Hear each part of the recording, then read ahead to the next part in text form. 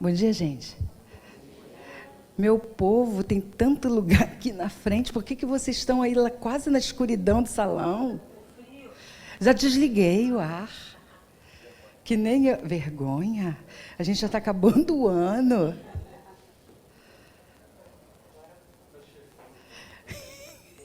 Esperando um pouquinho para ver se o povo consegue voltar.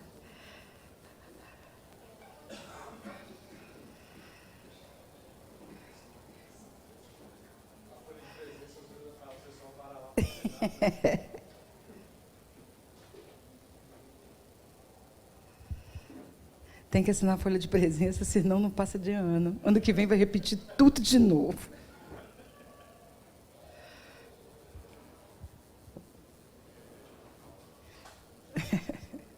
Tem uns descontos que a gente dá para, não sei qual é o percentual de faltas para reprovação.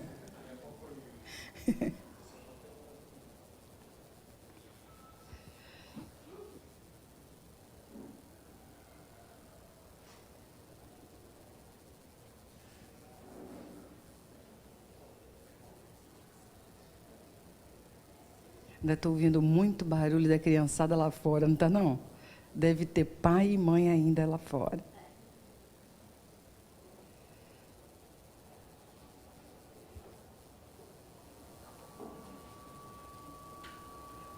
Bom dia.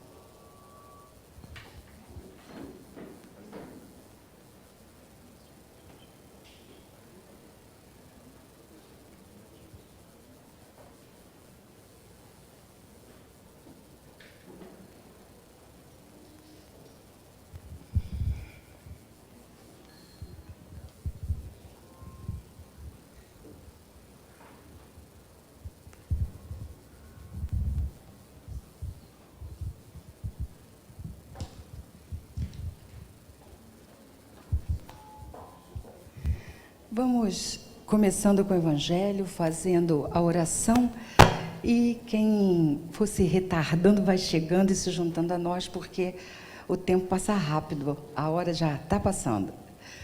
Capítulo 11, para nós, amar o próximo como a si mesmo. Meus caros condiscípulos, os Espíritos aqui presentes vos dizem por meu intermédio: amai muito, a fim de serdes amados. É tão justo esse pensamento que nele encontrareis tudo o que consola e abranda as penas de cada dia. Ou melhor, pondo em prática esse sábio conselho, elevar-vos-ei de tal modo acima da matéria que vos espiritualizareis antes de deixardes o invólucro terrestre. Havendo os estudos espíritas desenvolvido em vós a compreensão do futuro, uma certeza tendes, a de caminhardes para Deus, vendo realizadas todas as promessas que correspondem às aspirações de vossa alma. Por isso, deveis elevar-vos bem alto para julgardes sem as constrições da matéria, e não condenardes o vosso próximo sem terdes dirigido a Deus o pensamento. Amar, no sentido profundo do termo, é o homem ser leal, probo, consciencioso, para fazer aos outros o que queira que estes lhe façam. É procurar em torno de si o sentido íntimo de todas as dores que acabrunham seus irmãos, para suavizá-las. É considerar como a sua grande família humana, porque essa família todos a encontrareis dentro de certo período em mundos mais adiantados. E os espíritos que a compõem são, como vós, filhos de Deus, destinados a se elevarem ao infinito. Bom dia novamente para quem está chegando, com essa página do Evangelho que fala-nos do amor ao próximo. Vamos fazer a nossa oração inicial para começarmos os nossos estudos e as nossas reflexões da manhã de hoje.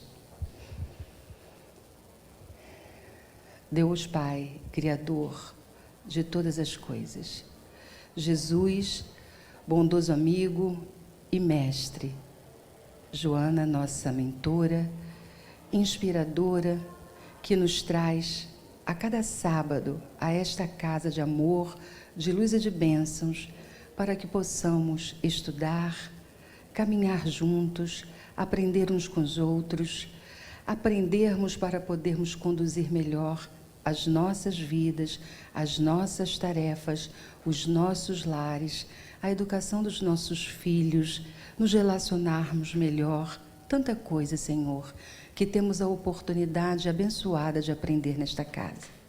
Fica conosco nessa manhã, suavizando os nossos corações, balsamizando a nossa alma, para que possamos nos sentir em paz, com as nossas mentes abertas, para aprendermos um pouco mais. Graças a Deus.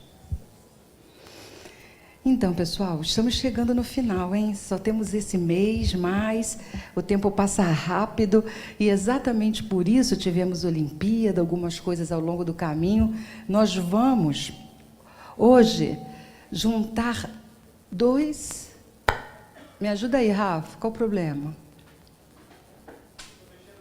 Está mexendo aí? Vamos juntar 2 capítulos do Evangelho. O capítulo 25 e o capítulo 26, vamos falar de buscar e achareis, de pedir e obtereis. Cada capítulo do Evangelho tem um recado, tem uma mensagem para nós e fala para a gente de uma forma diferente, mesmo que a gente já tenha lido muitas vezes os capítulos do Evangelho. Cada vez que a gente abre, que a gente conversa, a gente consegue ter novos olhares, fazer novas abordagens, entender melhor como é que isso pode se aplicar na nossa vida, no nosso dia a dia. Afinal, esse é o objetivo dos nossos encontros de sábado.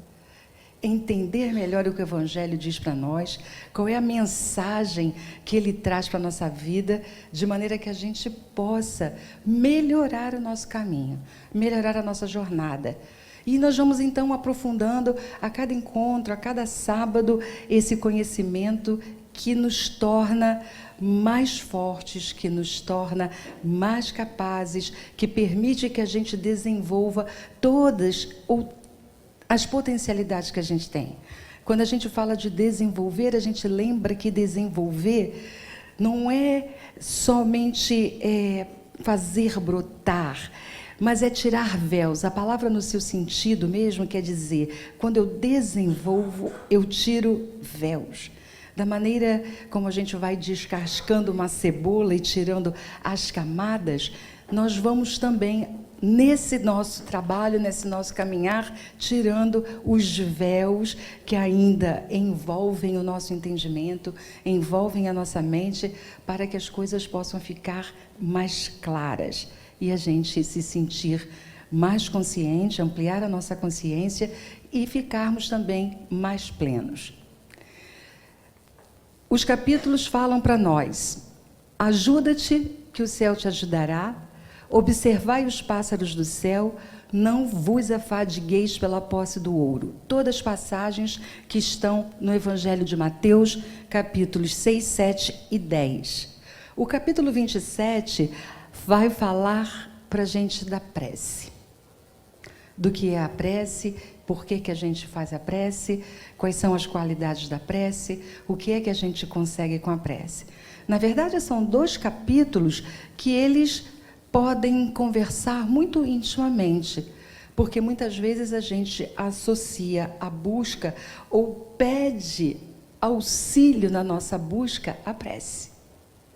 Então, nós vamos entender um pouquinho, conversar um pouquinho sobre a questão das nossas buscas, do que é que efetivamente a gente busca, que porta a gente está buscando, a gente está batendo, e o que é que nós estamos querendo achar.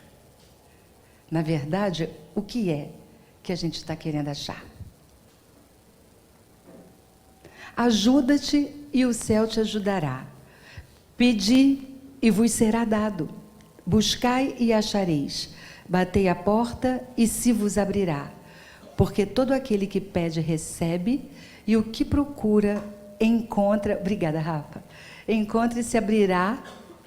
Encontra e se abrirá aquele que bate a porta. Essa é uma passagem muito antiga, né?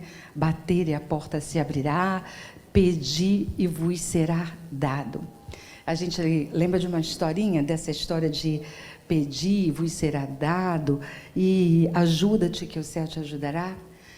Conta-se que um mestre estava andando com um discípulo e falando dos benefícios da fé, que precisamos ter muita fé em Deus, que precisamos nos movimentar com essa crença.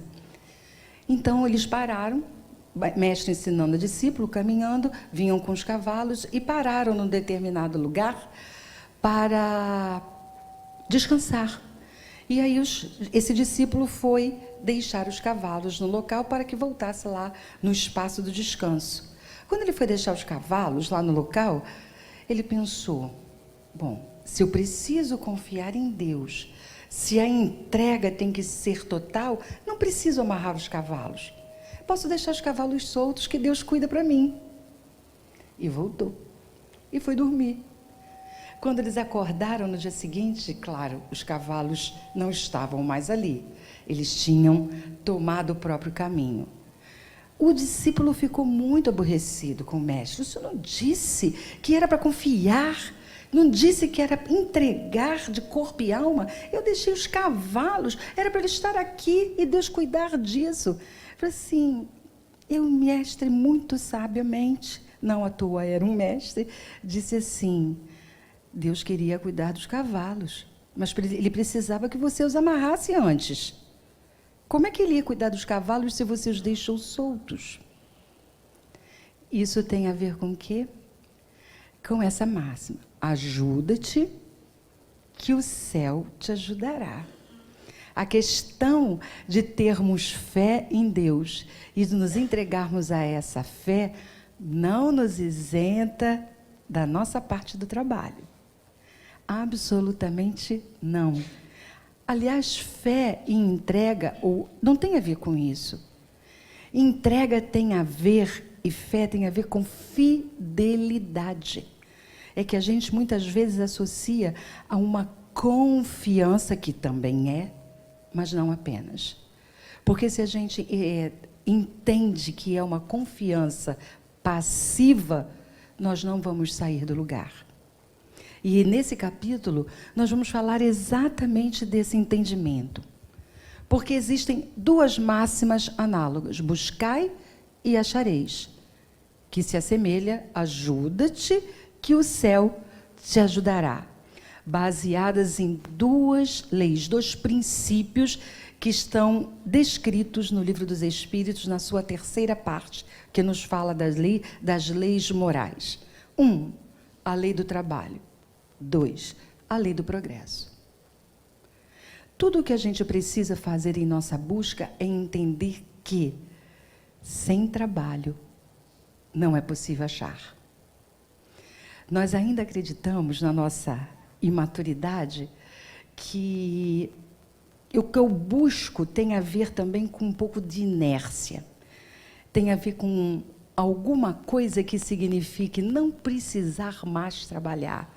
Aquela história que às vezes a gente faz e pergunta, que eu não sei se eu já compartilhei isso com vocês, mas se eu já falei, eu vou contar de novo. Pode ser que você já tenha esquecido. Eu trabalho com empresas, né, com grupos de empresários e seus funcionários e colaboradores. De vez em quando está todo mundo reunido num trabalho, eu pergunto, quem joga na loteria esportiva?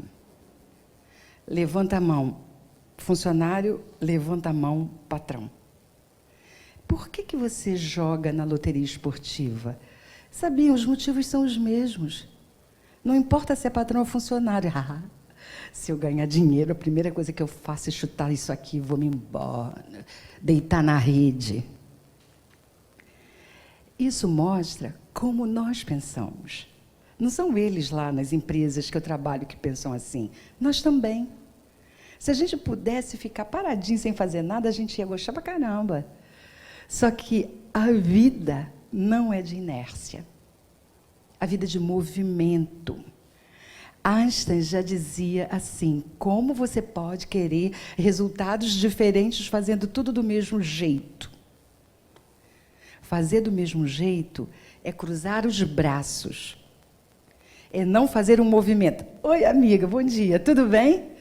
Não pode falar sem microfone, porque os nossos amigos internautas querem ouvir também. Obrigada.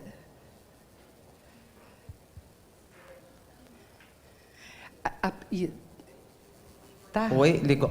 Isso me lembra muito a questão de quando você vê as pessoas dizendo assim: ah, se Deus quiser, ou assim, ah, foi Deus que quis. É uma coisa tão... Eu não tenho responsabilidade nenhuma. Se Deus quiser, eu vou conseguir. Se Deus quiser, vai chover. Se Deus quiser, eu vou plantar. Então, é uma coisa assim muito dessa passividade. E essa frase, para mim, me incomoda muito, porque a gente tira a responsabilidade da gente e deixa no etéreo, né? E só vai acontecer se o etéreo assim quiser. E a gente fica lá esperando a hora que o etéreo vai acordar, que Deus vai acordar, que a gente for sorteado, enfim. Exatamente, obrigada. Qual é a diferença disso?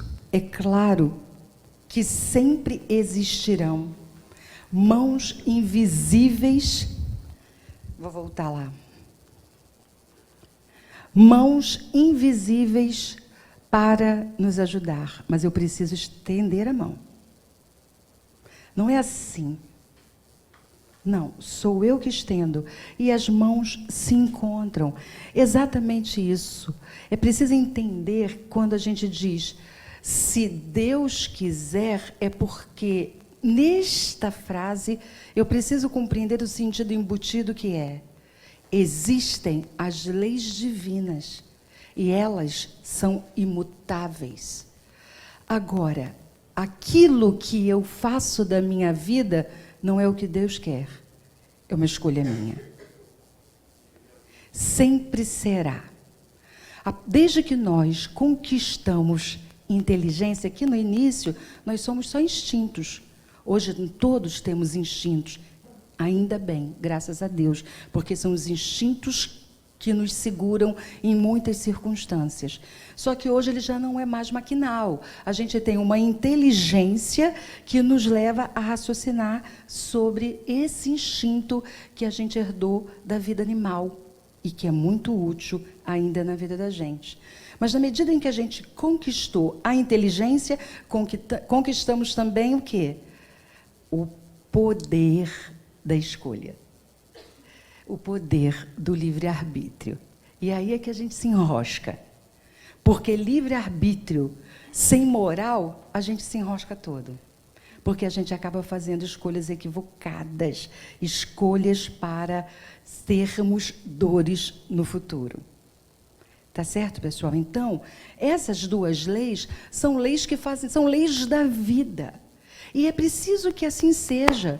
Vejam só, se a gente olhar toda a história da espécie humana dentro do planeta, aqui no planeta Terra, nos últimos 100 anos, aconteceu tudo o que não aconteceu no restante para trás. Tudo.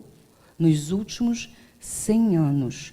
E as mudanças estão assim, aceleradíssimas. E por que isso acontece? Porque a gente tem a inteligência que nos leva, pelo trabalho, a achar melhores condições de vida. E tinha que ser assim. Porque senão nós não sairíamos do primitivismo. Então, essa lei é uma lei poderosa. Porque pelo trabalho nós desenvolvemos a inteligência e trazemos o progresso. É absolutamente necessária. Então, quando a gente vivia lá naquela época que a gente cozinhava, ainda tem pessoas que cozinham assim, no fogão a lenha, que tinha que carregar a lenha para poder cozinhar, a vida era dura. No início do século passado, no final do século XIX. Dura, tem pouquíssimo tempo. E a nossa vida foi muito facilitada pela inteligência desenvolvida. Isto é absolutamente necessário. Porque traz progresso à vida da espécie. E nós começamos a entender melhor de que maneira podemos, inclusive, trabalhar com uma outra lei, que é a lei de conservação. A saúde teve uma das maiores evoluções nos últimos tempos. Por quê? Porque nós precisamos viver mais, nós precisamos aprender a cuidar melhor desse corpo, que é o nosso instrumento de trabalho. Qual é a nossa questão? é que a gente teve mais facilidade para desenvolver essa asa, que é a do conhecimento, do que a asa da moral. E essa busca que a gente está fazendo hoje. Na busca que tem ali, buscar e achar isso, qual é a nossa busca? Dentro dessa perfeição moral, desse aprimoramento moral, a nossa busca tem que passar por quê? Por onde? Por saber quem somos. Pelo autoconhecimento. Para eu saber o que busco, eu preciso saber quem sou. O que eu quero para a minha vida? Tem uma passagem de Jesus com o cego de Jericó, que se chamava Bartimeu, e que foi curado. Então, ele estava no caminho para Jerusalém, estava ali já naqueles momentos finais, ia acontecer, a gente já sabe que era aquele momento, foi um momento perto já da crucificação de Jesus. E ele estava no meio movimento, gente, muita gente, e este cego era mendigo, estava sentado ao chão e gritava, Jesus, Jesus, Jesus. E este grito se fez ouvir no meio da multidão. Jesus conta no Evangelho, quem está me gritando? Quem está me chamando? Alguém disse, é o Bartimeu, é o cego, o mendigo, é ele que está te chamando. Jesus foi lá perto do cego e fez a seguinte pergunta para o cego. Que queres que eu faça? Eu acho essa pergunta bastante significativa. Porque nós vamos falar de oração daqui a pouco, e na oração a gente fala das nossas necessidades, muitas vezes. E se a gente tivesse a oportunidade de sonhar na próxima noite, com Jesus falando para nós, o que queres que eu faça? O que será que nós pediríamos? A gente pede toda hora. Mas nessa pergunta bastante significativa, que não tem a ver com o outro, tem a ver comigo, com a minha busca pessoal, e Jesus perguntasse, que queres que eu faça? Será que eu estaria pronto para responder? A gente ficaria olhando para Jesus assim, sem saber exatamente o que dizer. O que Jesus poderia fazer por nós. Não é verdade? Então, a gente tem que ter essa noção. Precisamos dessas leis divinas que fazem com que a gente caminhe. Quero que me cures. E Jesus curou. E todas as vezes que Jesus fez curas, ele dizia, não fui eu que te curei. Tua fé te curou. Ajuda-te, que o céu te ajudará. Não tem gratuidade. Tem a ver com misericórdia e trabalho. Misericórdia, no sentido também da palavra, quer dizer, misericórdia, miséria, corde, coração. Colocar o coração na miséria do outro. É lindo, viu? A gente receber misericórdia e dar misericórdia, quando eu recebo, porque alguém olhou a minha miséria moral, a minha miséria espiritual e teve misericórdia, colocou o coração em mim. Da mesma maneira que eu posso fazer por mim mesmo e pelo outro. Então, a lei do trabalho e a lei do progresso satisfazem as duas necessidades, as materiais e as morais. Pelas suas pesquisas, a inteligência se lhe engrandece e a moral se lhe depura, como a gente já estava falando. Aí está bom para a gente mostrar para as nossas crianças, tá? Que está dizendo assim, para quem leu, Pai do céu, faz eu tirar nota boa na prova. E aí, Deus faz assim, vai lá e vai estudar, bonitão. Porque as nossas crianças não são diferentes de nós, eles querem tirar nota na moleza. Eles querem passar de ano, mas ninguém quer estudar. Quer dizer, ninguém é generalização, né? Tem aqueles que gostam, sim, de estudar e que a gente nem precisa o tempo todo ficar, né? Mas a maioria da nossa criança, assim, está na hora de fazer trabalho de casa, está na hora de fazer a tarefa. Mas que coisa chata! Jura que eu tenho que fazer isso? Não sei se acontece na casa de vocês. Algumas coisas, em algumas casas eu sei que isso acontece. Porque a nossa criançada pensa igual a nós. Que é moleza. Igualzinho, sem tirar nem pôr. E aí a gente vai dizer, vai estudar, bonitão. Ajuda-te, que o céu te ajudará. Eles estão aprendendo isso na evangelização também. Então, a gente pode trazer esse conteúdo assim, vamos lá, temos que fazer a nossa parte, ué. Como é que a gente quer bons resultados se a gente não faz a nossa parte? Não é?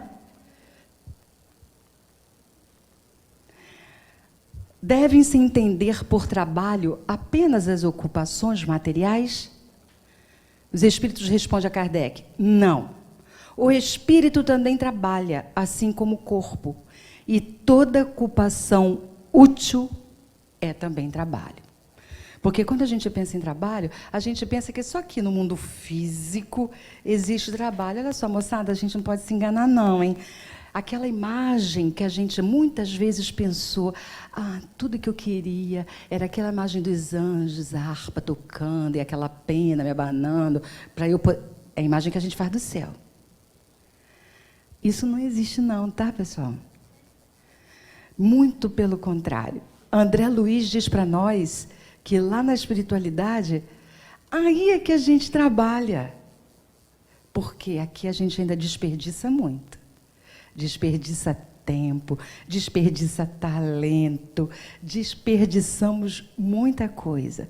Mas na economia divina não tem desperdício. E quando a gente desencarna, que a gente pensa que agora sim eu vou ficar na boa vida, porque a luta acabou, não é assim. A gente precisa entender que o trabalho faz parte da nossa história. E todos que entendem esse processo agradecem a bênção do trabalho. Joana diz para a gente que o trabalho e a oração são os maiores antídotos contra os males da vida. Vocês já viram que quando a gente está com a cabeça mais atribulada a 1000, seja por qualquer motivo, ou por aborrecimento, ou porque a gente está com muita coisa para fazer, seja como for, se a gente trabalhar, daqui a pouco a gente está se sentindo melhor, porque a gente ocupou a mente com outra coisa. Nós não podemos ficar com a mente parada. Porque a nossa mente, ela é como um macaquinho. Todo mundo já viu um miquinho saltando de um lado para o outro? E a nossa mente fica saltando de um lado para o outro se você não ocupa as mãos. E a mente, o cérebro, de alguma forma, vamos dar espaço, porque a gente já não tem essa evolução moral toda. Então, vamos dar espaço para que possamos colocar o quê? Minhocas, junto com os macacos, as minhocas entram na cabeça também. E aí a gente começa a confundir, sabe aquela coisa, confundir tudo. Acontece isso com a gente. Então, sem o trabalho do corpo, os membros se atrofiam. E sem o trabalho da inteligência, o homem permaneceria na infância. Não conseguiria a evolução que a gente já conseguiu hoje. Vou dizer uma coisa para vocês, eu gosto demais dessa passagem. E se eu te fizesse uma pergunta para vocês em relação a tudo que vocês já leram do Evangelho, e eu perguntasse para vocês assim, de tudo que vocês leram, dos itens todos, os capítulos, qual o que vocês acham que tem mais a ver com vocês? Não que o Evangelho todo não tenha. Todo o Evangelho é um conjunto de lembretes para a nossa vida. Mas, se vocês nunca fizeram essa reflexão, eu vou dizer para vocês, eu já fiz. Todas têm a ver comigo, mas essa tem muito a ver. Observai os pássaros do céu. Eles não semeiam, não ceifam, não fazem provisões nos celeiros. E, contudo, vosso Pai Celeste os alimenta. Porventura não sois muito mais do que eles? E quem é aquele dentre vós que pode, por mais que se afadigue, aumentar de um côvado a sua altura? Olhai os lírios, observai os pássaros do céu, os lírios do campo, quer dizer, entrega. Quem de nós não vive preocupado o tempo inteiro? Preocupado quer dizer, estou me ocupando antes, o que não é sinônimo de imprevidência. Nós precisamos ser previdentes. Mas o que é que nos acelera, nos coloca em turbilhão na vida, todo o tempo? O quê? O que é? O ter ou o ser? Nós ocupamos a maior parte do tempo realizando coisas para ter ou para ser. Para ter. Estou falando de mim, tá? Vocês não, vocês já podem ter conquistado este estágio. Eu trabalho para ser. Eu não. E essa passagem tem a ver demais com aquela coisa que a gente está sempre preocupado com o que vai acontecer no futuro. Um futuro que pode nem acontecer do jeito que a gente desenha. Na nossa cabeça, do jeito que a gente fantasia. Eu estou falando isso para mim também. Porque, bem da verdade, a gente passa uma existência inteira preocupado com o que eu vou ter amanhã. E muitas vezes a gente fica querendo ter o que não é necessário para ser. Porque a gente vive dentro desses padrões e desses modelos que são vendidos para nós na nossa sociedade. A gente já sabe, nós somos frutos da nossa educação, da sociedade que a gente vive e da cultura que a gente está inserido. Quais são os apelos que a sociedade e que o mundo lá fora fazem para nós? Para ter o carro mais lindo, que, aliás, no meio da crise, os carros mais lindos são até mais baratos. Nunca vi a Mercedes fazer propaganda. Está fazendo propaganda, porque ninguém está comprando. Então, quais são os apelos que estão o tempo inteiro para nós? Se você ligar a televisão, se você ouvir o rádio, o que é que eles apelam para nós todo o tempo? E para o consumo exagerado. O consumo daquilo que eu não preciso. E aí as nossas crianças vão crescendo do mesmo jeito. Porque se o outro tem um tênis, que eu nem sei qual é que o povo que a criançada está gostando hoje, vou dizer uma marca que adulto usa, Adidas, Nike ou qualquer outro, sei lá o que a criançada hoje está gostando, mas aí alguém usa, assim, mas eu tenho que ter igual. A mochila não pode ser a mesma, eu tenho que mudar todo ano.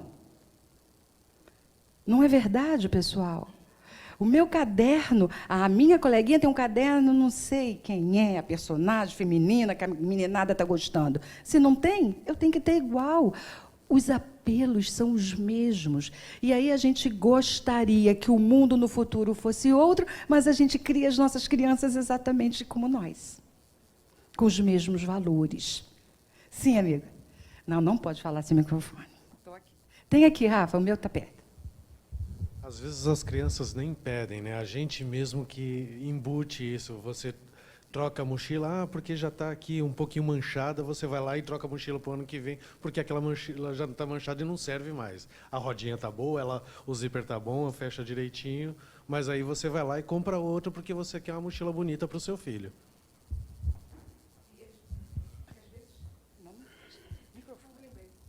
E às vezes não tem nem mancha, é só porque o que os pais dos outros crianças vão pensar? Pô, você nem comprou uma mochila nova no início do ano? Está com a tua mochila do ano passado? Até te culpa, você se sente culpado porque você não comprou a mochila. Não, mas a mochila está boazinha. Não, mas alguém pode reparar. E como pode ser desafiador na vida da gente criar novos valores para nós e para as nossas crianças. E aí, quando a gente fala dos nossos próprios valores, é porque é isso mesmo. Senão eu fico o discurso descolado da prática. Eu começo a falar algumas coisas, lá no SEJA a gente ouviu uns negócios assim, aí a gente começa a falar, e daqui a pouco eu me comporto de forma completamente diversa e diferente, aí a nossa criança fala assim, mas como assim? Parece difícil, mas não é. Parece difícil, mas não é. É só tentar, que você vai ver que é fácil mudar esses valores. Eu diria que nada é difícil, tudo dá trabalho. Como dá trabalho. E seria muito bom se a gente pudesse prestar atenção quando as nossas crianças falam assim para nós. Não é assim que funciona não, tá, mãe? Teve uma coisa que eles falam muito para nós hoje, porque isso já está sendo muito trabalhado nas escolas, é a questão da ecologia. Porque algumas coisas, no sentido ecológico, já fazem parte da grade lá da escola. Aí eles falam do desperdício da água, eles falam da coleta seletiva, da reciclagem, e a gente fica... Tem que fazer isso? E aí eles começam a ensinar para nós. Nós aprendemos com os nossos filhos, e isso pode ser tão bom, não é?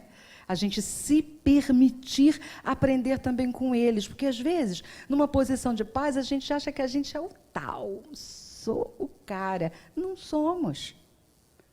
Estamos precisando aprender muito para que a gente dê conta de que as nossas crianças também aprendam. Não é verdade? Então, observar os pássaros do céu é porque a providência divina, ele dá todos os meios para que cada ser neste planeta consiga sobreviver e se preservar. E é por isso que a gente ainda vive num planeta de tanta desigualdade. Não é só o nosso país. Porque se a gente olhar o continente africano, e quem puder, consegue é uma propaganda que aparece mais na TV fechada, daquela propaganda do Médicos Sem Fronteiras, é de chorar. Aquela situação do continente, que é uma propaganda até muito bem feita. Mas a gente tem aqui, tem lá e tem aqui, do nosso lado. Por que sobra para uns e falta para o outro? Porque a gente não aprendeu ainda a olhar o pássaro no céu e o lírio no campo. A gente quer muito fruto também desse instinto em que a gente, lá no início, lá da espécie, precisava muito de preservação para poder não morrer. E, muitas vezes, a gente vem arrastando isso atavicamente no nosso ser, acreditando que, se eu não acumular, eu vou morrer. Inconsciente, lá dentro do nosso inconsciente. E aí a gente nós estamos trabalhando na doutrina espírita, aprimorando o nosso conhecimento. Primeiro, a gente morre toda hora. A todo momento, a gente tem morte de alguma coisa para que outra nasça. Morre a infância, nasce a adolescência. Morre a adolescência, nasce a idade adulta, e assim sucessivamente. E nós, que trabalhamos na doutrina espírita, a questão da vida futura, a gente precisa mesmo entender que a existência é um intervalinho em relação à verdadeira vida, que é a vida do espírito. E aí a gente vai, quanto mais a gente tem, mais acumula, mais a gente se apega. Vivi uma experiência uma vez, nesses anos todos, graças ao Senhor, eu só fui assaltada uma vez, e lá em 97, nem foi agora, quando me tiraram o carro. E aí é que a gente vê, a gente não sabe nunca como vai reagir. E é que a gente vê o que a gente é capaz de fazer. Eram 5 horas da manhã, e eu estava indo na rodoviária buscar minha irmã, que chegava, com a minha sobrinha, que era bebezinha na época. Quando chegou numa rua lá, principal, um carro apontou uma arma para mim, o carona, e pediu para eu parar. E aí, o que eu fiz? Um carrinho zero, sem vergonha. Em vez de parar, até se assustou, em vez de parar, não, eu meti o pé no acelerador. Pensa! igual cena de filme, estava amanhecendo o dia, nem estava claro ainda. Ele simplesmente acelerou com o carro bonzão que ele tinha, mas eram profissionais naquela época, felizmente, porque qualquer outra... Hoje, a coisa talvez fosse diferente. E até naquela época também. É porque eles eram profissionais e eu tinha muito para viver ainda. Então, eles simplesmente atravessaram o carro, assim, sabe igual cena de filme? Na frente, o carona saiu e eu ainda tentei dar ré. Ai, que burra, vou te falar. Aí, até parece que ia dar para fazer alguma coisa. Mas o que é isso? É um misto de instinto de conservação e apego a tudo, ao carro, a bolsa que estava com os meus pertences e a própria vida. Vejam. Então, ao mesmo tempo que eu quero preservar a vida, não é só preservação, é apego também. E aí, eles foram, esse moço veio, abriu a porta, eu não saí, ele me puxou de dentro do carro, e eu ainda falei assim, vem cá, dá minha bolsa aí, só leva o carro. Ele nem deu bola para mim, claro, né? Foi embora. Quando eu fiquei na rua, que levou o carro, levou a bolsa, e eu fiquei... Rápido, é um filme, é tudo muito rápido. Eu pensei assim, uau, eu estava preocupada com o quê? Mas aí já tinha passado, aí é fácil. Eu estava preocupada com o quê? Não há com que se preocupar. Seja o que for que vai acontecer, se não for fruto da minha imprevidência, não era uma experiência para ser vivida, ainda que fosse a da morte, do corpo? Mas a gente não aprendeu isso ainda. Estou contando para vocês, aconteceu há quase 20 anos atrás, se acontecer de novo, é capaz de eu fazer a mesma coisa. Espero que não. Mas é capaz de fazer a mesma coisa. Então, é preciso que a gente reflita nos nossos comportamentos e nas nossas atitudes, para que a gente consiga olhar um pouco mais com esse olhar, ter o olhar do lírio do campo e do pássaro do céu. Procurai, pois, primeiramente o reino de Deus e sua justiça, e todas essas coisas vos serão dadas por acréscimo. Eis porque não devereis vos inquietar pelo amanhã, visto que o amanhã se ocupará do bem-estar de si mesmo. Olhem essa última frase, pessoal. A cada dia basta o seu mal. A gente, não satisfeito com o mal de cada dia, vive os males dos próximos dias, que a gente não sabe se vão acontecer. Vamos em frente. E aí continua. Não vos canseis pela posse do ouro. Não vos canseis pela posse do ouro, da prata ou de qualquer outra moeda em vossa bolsa. Não prepareis nem um saco para o caminho, nem 2 vestimentas, nem calçados, nem cajados, porque aquele que trabalha merece ser alimentado. Tem tudo a ver com o que a gente já conversou. Joana diz assim para a gente: o afatigar-se pela conquista das coisas, planejando reunir valores materiais que se transformam em pesada carga, transferindo-se de um para o outro estado do desejo de ter mais, não constitui objetivo legítimo para a nossa busca. Sim, Bianca. Espera aí, só um instantinho. Agora, voltando para o lado dos conflitos, essa busca que a gente tem, que a gente acaba sempre levando para o lado material, lá no fundo, não é reflexo de um buraco, de alguma coisa mal resolvida, ou uma necessidade de alguma coisa que não é material, mas a gente não sabe ainda. Não tem a ver com isso, identificar. Por exemplo, as pessoas que comem em excesso, as que consomem em excesso, no fundo, não tem essa coisa espiritual. Tudo que a gente faz em excesso pode ser um escapismo, um mecanismo de fuga, porque a gente ainda não se autoconheceu. Esse é um processo, quando a gente está fazendo tudo muito em excesso.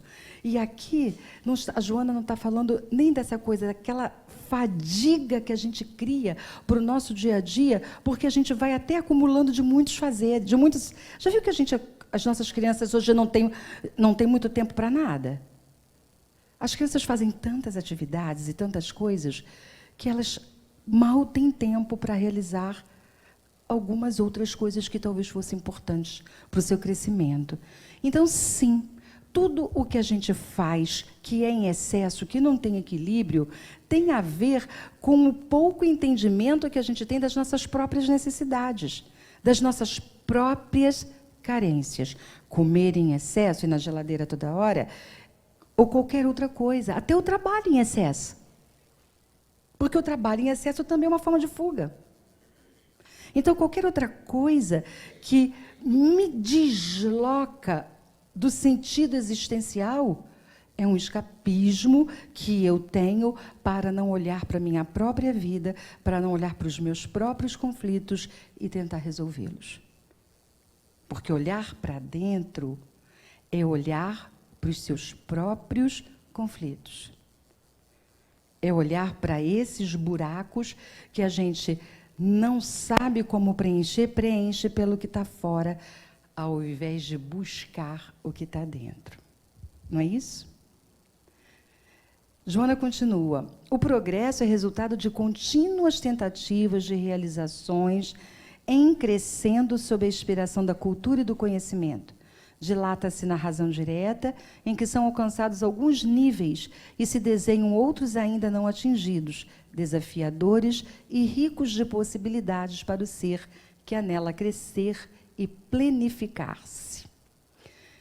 A entrega à dilatação dos horizontes humanos na Terra se deve à compreensão da necessidade de serem alcançados níveis intelecto-morais mais significativos. Então, a nossa busca, Joana diz, tem a ver com a conquista, com o aperfeiçoamento dos níveis intelecto-morais. Luta incansável, compensando-se com as alegrias de cada conquista, sem que se permitissem deter nelas. Porque até a conquista, se a gente fica nela, já é outra forma de apego.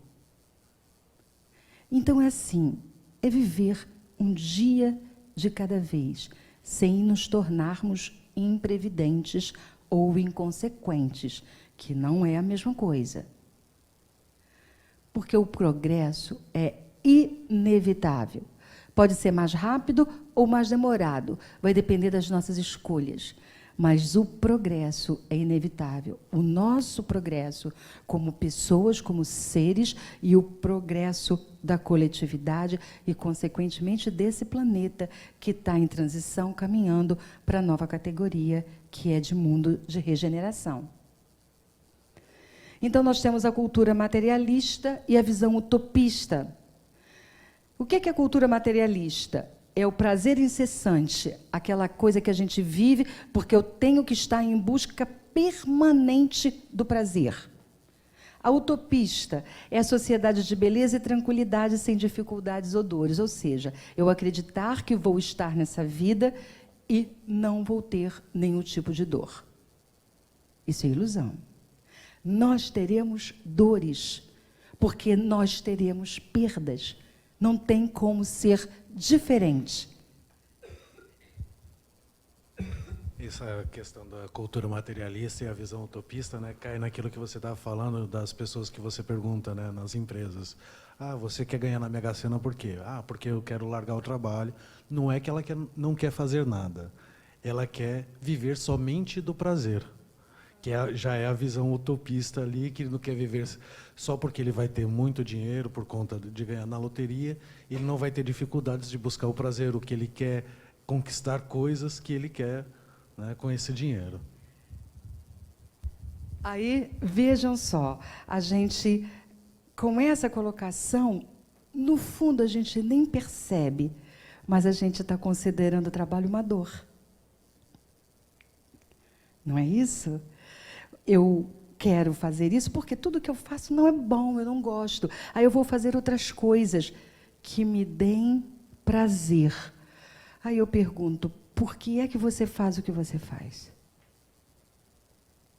Eu não preciso ganhar na loteria para fazer o que eu gosto. Mas, às vezes, fazer o que eu gosto não vai dar o padrão de vida que eu quero. E aí a gente tem essas dificuldades até na hora de orientar os nossos filhos nas profissões que eles vão escolher no futuro. Para ser feliz ou para ter padrão de vida cada vez mais elevado? E aí a gente tem dificuldade, a dificuldade que a gente teve de fazer as nossas escolhas, a gente transfere para os nossos filhos quando eles forem fazer as deles. Continuando, povo, vamos continuar. As duas propostas não apresentam consistência porque não consideram, uma, porque não atendem às necessidades morais, a outra, porque não considera as alterações das paisagens humanas decorrentes dos nossos impedimentos evolutivos. Ou seja, não dá para viver só do prazer, teremos dor, e a dor faz parte do nosso aprendizado.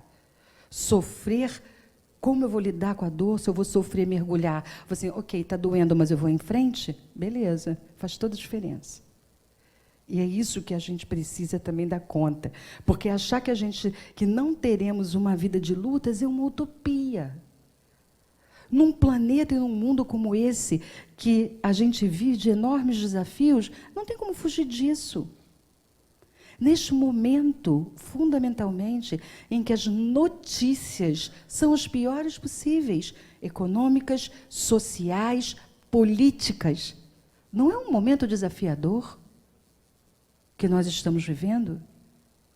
E aí não é exatamente nesse momento que a gente tem a oportunidade de mudar esses valores, de mudar a cultura, porque a gente ainda tem dificuldade de aprender pelo amor.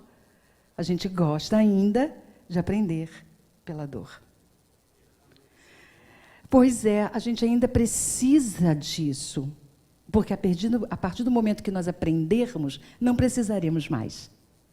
Já poderemos caminhar de uma outra forma. Vamos então falar da prece? Vamos falar das qualidades da prece. Quando quiserdes orar, entrai no vosso quarto e fechada a porta, orai a vosso Pai em segredo, e vosso Pai, que vê o que se passa em segredo, não vos dará recompensa. Quando vos apresentardes para orar, se tiverdes qualquer coisa contra alguém, perdoai-o, para que o vosso Pai que está nos céus também vos perdoe os vossos pecados. E aí o que Jesus está dizendo nessa passagem? Que orar não é uma questão de muitas ou poucas palavras. Orar tem a ver com o que a gente tem no coração. Essa é a primeira coisa. Porque ele estava vivendo num momento em que aqueles que faziam as orações faziam por meio de cultos externos. E dentro do coração não sentiam o que falavam. Então Jesus estava dizendo, fale do seu coração e não daquilo que o outro está vendo você falar. E quando for orar, limpa o seu coração. Talvez seja esse o maior desafio que a gente ainda tem hoje. Falar com poucas palavras, hoje a gente já aprendeu isso. A gente já sabe que não precisamos fazer orações para cultos externos, mas limpar o nosso coração das mágoas e dos ressentimentos, esse é um desafio maior para a nossa vida. Porque o que acontece? O que é... Vou voltar aqui, deixa eu só passar uns slides. O que é, então, a oração? Eu volto para concluir essa palavra da passagem. As boas ações são a melhor prece, porque os atos valem mais do que as palavras. Quando eu estou a serviço do bem, eu estou, ao mesmo tempo, limpando o meu coração. Olha que bênção eu poder estar a serviço do bem. E aí, Emmanuel diz que a prece é a ação no bem. Muito mais do que as palavras. Porque não adianta nada eu vir aqui no Seja fazer uma oração linda na hora que está começando a reunião, na hora que está encerrando a reunião, e no meu dia a dia eu não estou a serviço do bem. Eu estou fazendo outras coisas. É disso que Jesus está falando, é disso que esse slide está falando. As minhas obras, as minhas ações são a minha prece, e não as minhas palavras. Não vos coloquei em evidência, orar em segredo, que é aquela questão do culto externo. Não vos preocupeis em orar muito. O atendimento não se dá pela quantidade, mas pela sinceridade. Perdoai, a prece precisa sair de um coração purificado, ou seja, é preciso ter humildade de coração. Temos livre-arbítrio e vontade. Nem todas as circunstâncias estão submetidas à fatalidade, fazemos escolhas. O que isso quer dizer? Tem a ver com busca, tem a ver com aquilo que a gente quer achar. E tem a ver também assim, para que eu vou orar se eu já fiz uma programação reencarnatória lá antes de renascer e tudo que eu tenho que viver, foi programado para eu viver, eu vou viver? Não é assim que funciona. Não é desse jeitinho tão estrito. Nós programamos experiências que precisam ser vividas, que poderão ser atenuadas ou agravadas de acordo com as escolhas que eu faço durante a existência. Sabiam que apenas 20% do que a gente vive nessa existência é fruto das encarnações passadas? 80% é fruto das escolhas que fazemos nessa. E para que serve a prece? Muitas vezes a gente pode mudar o curso de alguns acontecimentos. Mas se isso não for possível, a gente estabelece uma conexão com a proteção divina para que tenhamos forças, lucidez, condição para passar por aquilo que não pode ser mudado, o que eu não consigo mudar. O que eu quero dizer é que, às vezes, a gente consegue fazer movimentos e escolhas que envolvem a nossa própria vida, mas não consegue fazer movimentos e escolhas pelo outro, que está dentro da nossa casa, da nossa família. E aí a gente vai viver essa dor, porque não temos como evitá-la, está fora das minhas mãos. E nessa hora, a oração vai me ajudar. Tanto no que tiver reflexo na minha vida, como naqueles que eu amo. E que eu não consigo ter ação sobre. Então é importante, sim, a prece não muda a natureza nem o curso das provações. Então é orar, trabalhar e aguardar com confiança. Esse é o papel da nossa oração.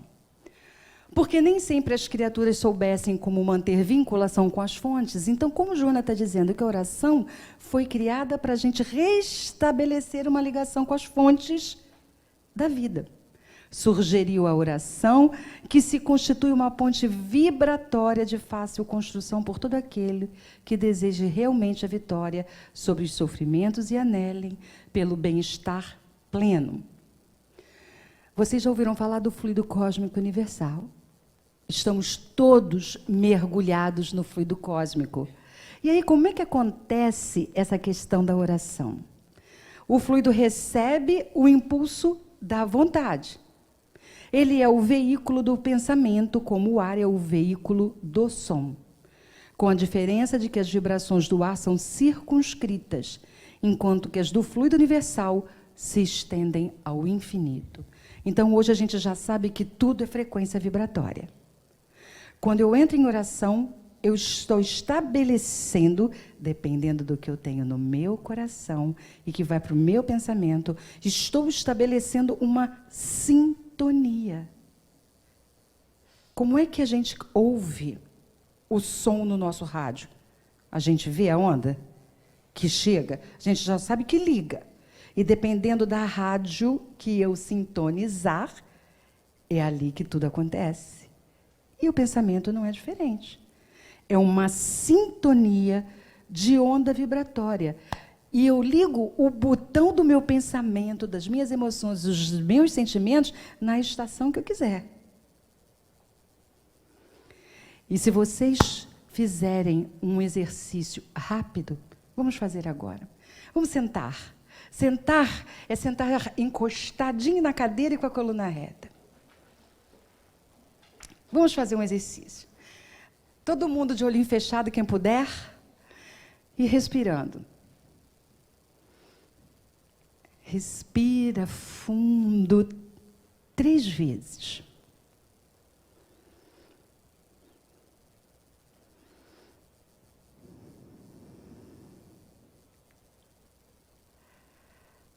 Agora, vocês vão pensar numa paisagem bem bonita, que vocês amem olhar, que vocês amem estar. Pode ser no mar, pode ser na montanha, pode ser qualquer lugar, mas aquela paisagem linda que traz à alma refrigério e paz. Pode estar sol, pode estar chovendo. É particular.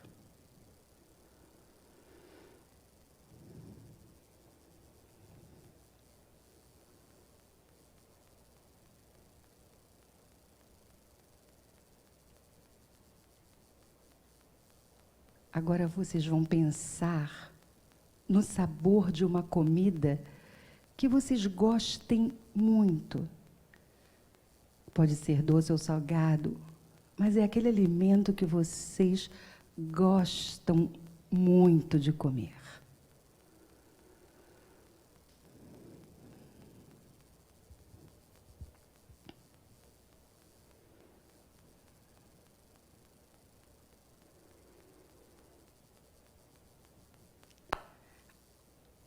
Agora, vocês vão pensar num tecido bem macio, bem gostoso, que está envolvendo o corpo de vocês como se fosse um carinho. Pensa nesse tecido que vai enrolando, envolvendo o rosto, o pescoço, o corpo, as pernas. Sintam a delícia do carinho que esse tecido faz.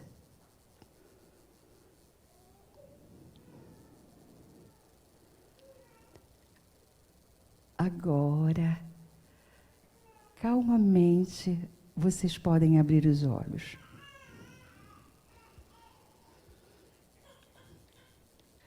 Quem gostaria de compartilhar como está se sentindo? Foi bom?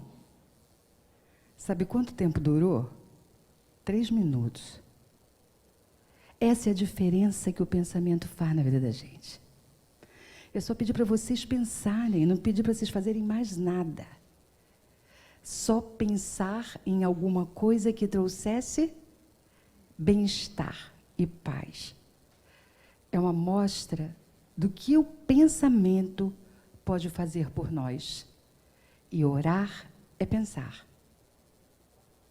É colocar o coração naquilo que a gente tem de melhor.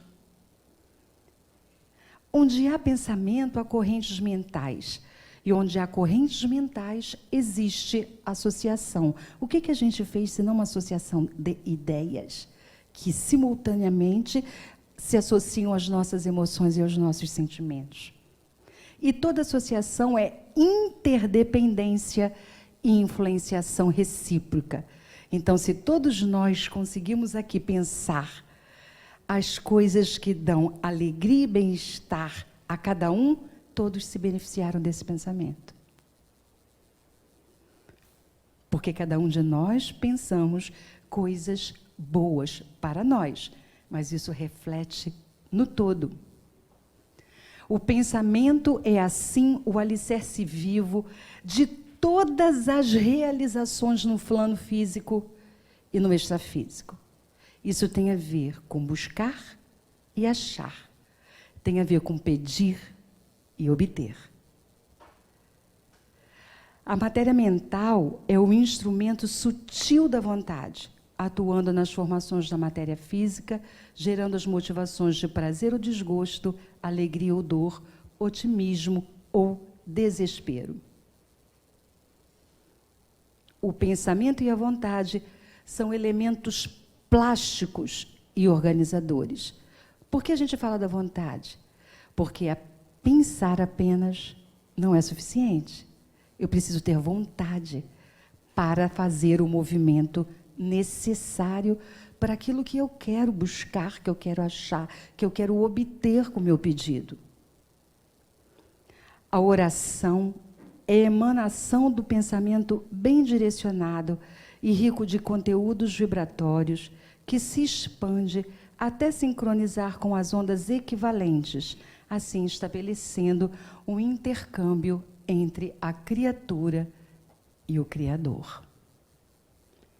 É desse jeito que acontece. Rafa, é difícil a gente achar música aí na internet para a gente cantar? É difícil? Acha para mim aquela do Gilberto Gil, se eu quiser falar com Deus?